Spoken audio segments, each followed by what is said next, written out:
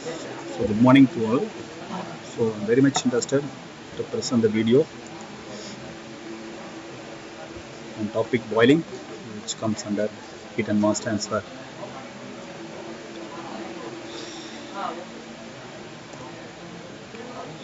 So boiling heat transfer is most effective mode of heat transfer by which heat transfer through phase change.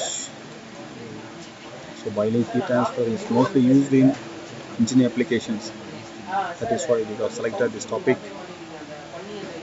So coming to the definition of boiling. So boiling is a convective heat transfer process that involves phase change from liquid to vapor state. So during the boiling, we can store a huge amount of heat energy, like a steam power plant. So mathematically, so we can calculate the amount of heat energy during boiling using the relationship Q denotes heat transfer or H is heat transfer coefficient and heat transfer area with the temperature difference. Coming to the application of boiling heat transfer, so we can have boiling mode of heat transfer. So many engineering applications like steam production, distillation, refining of liquids, phase changes in heat absorption, in refrigeration air conditions like heat pumps.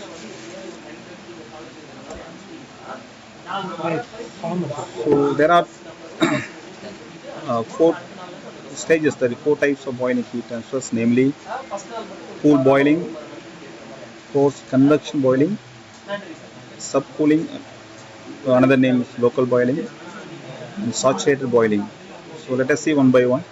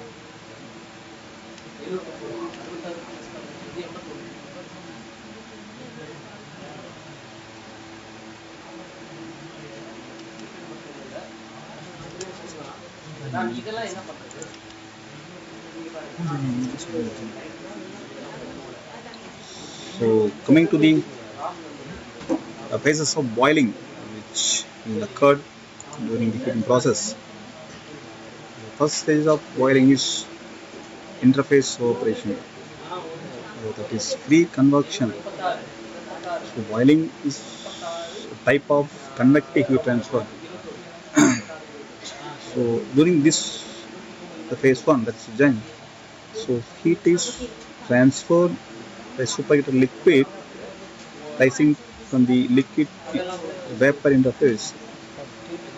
So where evaporation takes place. So it's very important the phase of boiling.